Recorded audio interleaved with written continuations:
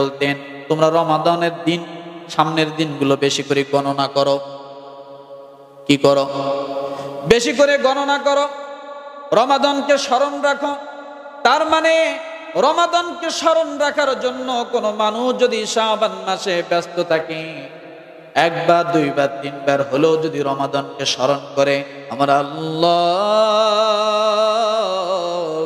ডাক দিয়ে বলে, বান্দারে এই রমাদানকে তুমি স্মরণ করলা, প্রতিদিন তুমি শাবান মাসে গণো আর কয়দিন রমাদান আছে, কিন্তু এর ভিতরে তুমি যদি রমাদান না পাও, তার আগে যদি মালাকুল মউত তোমার সামনে উপস্থিত হয়ে যায়, আমি আল্লাহ পুরা রমাদানের রোজাদার ব্যক্তির মতো সব আমি আল্লাহ তোমার কবরই দিয়ে দিব। শুধু কি গণনা করা যে আপনি আর কয়দিন রোজা আছে, কয়দিন রোজা আছে। এখন এই রমাদানের আগে কি মানুষ মারা যাবে না? মারা যাবে না? কিন্তু আপনি শুধু গণনা করছেন আর মনের ভিতরে আশা রাখছেন, আমি যদি এবার রমাদানে সুন্দর করে রোজা রাখতে পারি। আল্লাহর কাছে দোয়া করেছেন, আয় আল্লাহ সুস্থতা দান করো, আমাকে শক্তি দাও যাতে আমি রমাদান মাসে রোজা রাখতে পারি। এইভাবে আপনি যখন বারবার আল্লাহর কাছে দোয়া করেন, আল্লাহর নবী একটা দোয়া তো শিখিয়ে দিয়েছেন, আল্লাহুম্মা বারিক লানা ফি রজব ওয়া শাবান ওয়া বাল্লিগনা রমাদান। এই দোয়াটা কার মুখস্থ আছে? আছে? মাশাআল্লাহ। আল্লাহুম্মা বারিক লানা ফি রজব ওয়া শাবান ওয়া বাল্লিগনা রমাদান। আয় আল্লাহ, রজব এবং শাবানে বরকত দাও এবং রমাদান পরিপূর্ণ রোজা রাখতে পারি সেই পর্যন্ত তুমি আমাদেরকে হায়াত দান করে দাও। এবার বলবেন, হুজুর রজব তো চলে গেছে, শাবান আজকে 8 তারিখ। কয় তারিখ? তাহলে আবার রজব নিয়ে দোয়া করব কেন? ও মুসলমান, আজকে 8 তারিখ যদি আপনি রজবের জন্য দোয়া করতে পারেন, আমার আল্লাহ তাআলা হয়তোবা আপনার এই দোয়াটা কবুল করে নিয়ে আপনার যদি এই বছর মৃত্যু হয়ে থাকতো, কিন্তু দোয়া কবুলের কারণে আমার আল্লাহ আরেক বছর রজব পর্যন্ত আপনাকে পৌঁছায় দিতে পারে। পারে কি পারে না? দোয়ায় মানুষের হায়াত পারে কমে।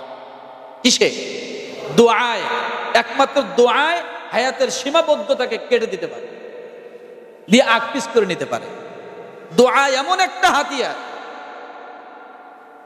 দোয়া কি? এমন একটা জিনিস যা আপনার হায়াতকে আকপিস করে। ওই যে অনেক দিন আগে বলেছিলাম, এক ধোপা ঈসা আলাইহিস সালামের জামানায় সে মানুষকে অতিষ্ঠ করত। মানুষ সকলেই বিচার দিল ঈসা আলাইহিস সালামের কাছে এসে। ঈসা আলাইহিস সালাম দোয়া করলেন, আল্লাহ এই লোকটার যন্ত্রণায়, এই লোকটার অতিষ্ঠতায়, এই লোকটার জুলুমে মানুষ অতিষ্ঠ হয়ে গেছে, আপনি একে দুনিয়া থেকে উঠায় নেন।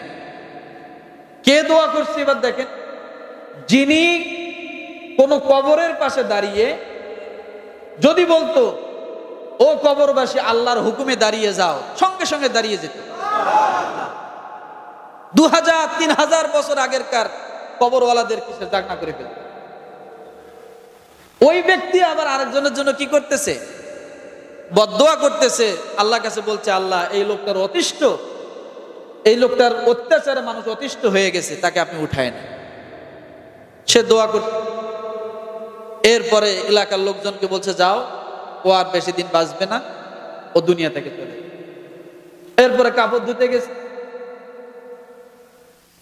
দেখে এক ভিক্ষুক, এক লোক এসে বলছে, বাবা আমি না খেয়ে আছি, আমাকে একটু খাবারের ব্যবস্থা করো। তো কাপড় ধুতে গেছে, ওর কাছে ছিল 3টে রুটি। কয়টা? প্রথমে দিছে একটা। ওই ভিক্ষুক দোয়া করছে, দোয়া পছন্দ হয়েছে, আরেকটা দিছে। আরেকটা দোয়া করছে, এটাও পছন্দ হয়েছে, আরেকটা দিছে। রুটি 3টা ছিল, 3টা দিছে। 3 রকমের দোয়া করছে। এক দোয়া করছে, আল্লাহ যে আমার ক্ষুধা নিবারণ করলো, তুমি তার হায়াতকে বাড়ায় দাও। হায়াতকে কি করো? বাড়ায় দাও। আল্লাহ যে আমাকে আমার ক্ষুধা নিবারণ করলো, তার প্রতি তুমি সন্তুষ্ট হয়ে যাও। এরপরে সে চলে গেছে, কাপড় টাপড় ধুইয়া একেবারে আর ওদিকে লোকজন তো সব তৈরি হয়েছে যে ও তো আজকে কাপড়ের জন্য রেডি করো, কবর খুঁড়ে রাখো। ও দেখে গাঠটি মাথায় নিয়ে একেবারে নির্দ্বিধায় বাড়ির দিকে যাচ্ছে। সব লোক দেখে আশ্চর্য, অন্য দিনের থেকে আজকে শক্তি আরো বেশি। কারণ দেখ, আবার ঈসা আলাইহিস সালামের কাছে যা বলছে, আপনি কি দোয়া করেন? দোয়া ভোল্ট নেই, দোয়ায় কাম হইতেছে। কি বলো কাম হয় না? বলে হ্যাঁ কাম হয়। তখন ডাক দিয়ে বলতেছে ওকে ডাকে নিয়ে আসো। ওকে তখন ডাকে নিয়ে গেছে, যাওয়ার পরে বলছে তোমার গাঠটি নামাও। গাঠটি নামাই বলছে গাঠটি খোলো। গাঠটি খুলছে, খোলার সঙ্গে সঙ্গে দেখে এক বিশাল বিষধর সাপ। এবার ডাক দিছে, ও সাপ, তুমি কে? ধোপাকে আমি কে? বলো তুমি এখানে কোথা থেকে আসলে?